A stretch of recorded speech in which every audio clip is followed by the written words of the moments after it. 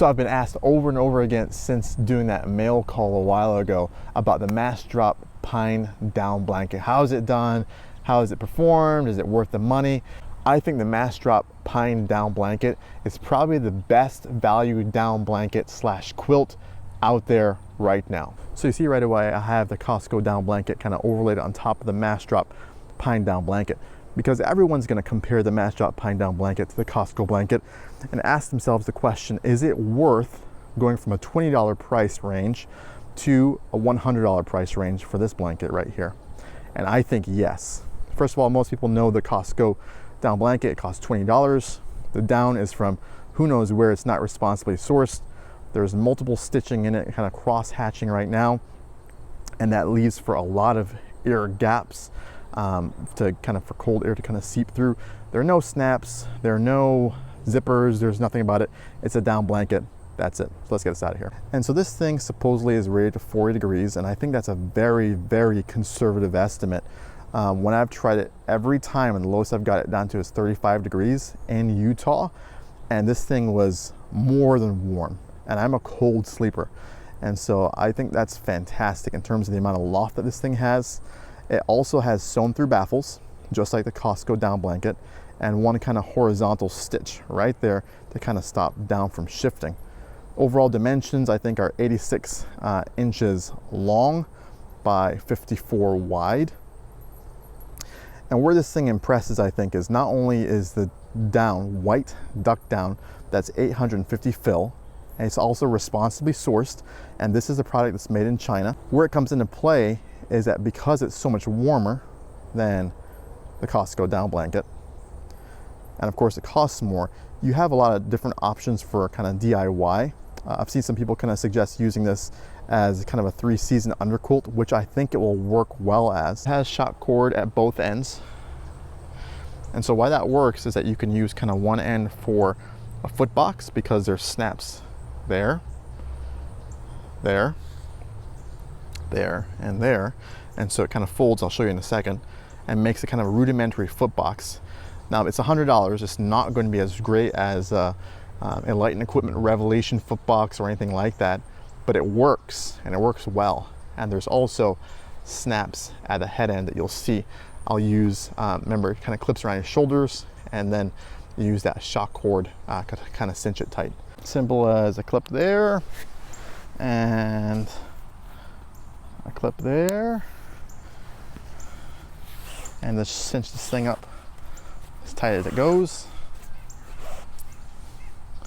Now it leaves a lot of extra cordage, but that will seal out most everything. And there's your foot box right there. And of course at the other end, you have the part that goes around your neck.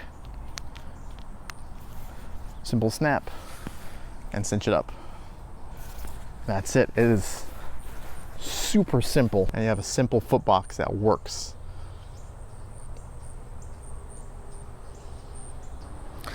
So getting in it is exactly the same as any other quilt. Like I showed you guys last week, put your foot in the foot box, pull that top part over your head, clip it up, cinch it up, and you're good to go. The loft on the Massdrop blanket is about 2 inches, whereas on the Costco it's very inconsistent. I mean, there's some sections of that that don't have very much down at all. Total weight is about 19 ounces, and mine, that includes the stuff sack. It does come with a kind of green stuff sack.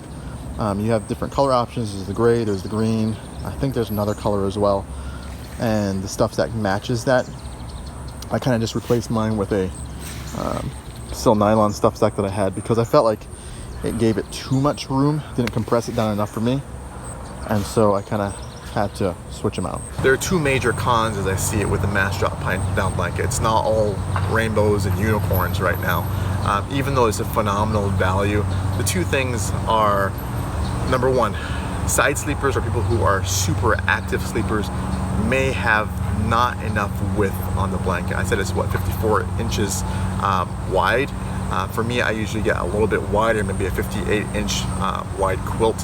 I didn't notice it when I was tossing and turning, but it was less than my Light & Equipment quilt, and so there wasn't just as much fabric tucked under me. Luckily, I'm a back sleeper, and I occasionally will roll over my side, so it wasn't a major issue for me, no cold spots.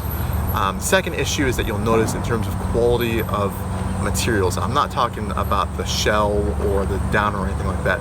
I'm talking about things like simple things like the shock cord and the snaps. I've seen some issues or reports where sometimes, because it's more mass produced than any other, a cottage vendor would do, that they have issues with the orientation of the snaps on some of their offerings that they've done, as well as you can tell it's a cheaper feel in terms of the hardware that's on there than a comparable cottage vendor. And so those are things to consider. But overall, fantastic value. Fantastic value. I am really happy with this. I was excited when I saw it and it was offered and I bought it, and I did purchase this myself. But it's something that you should consider as well. It covers a wide range of camping and backpacking options for not a whole lot of weight or cost. There is a link to this down in the description. It seems to be fairly popular, and it has a lot of great reviews on there, and I'm super impressed by it. Thanks for watching, guys.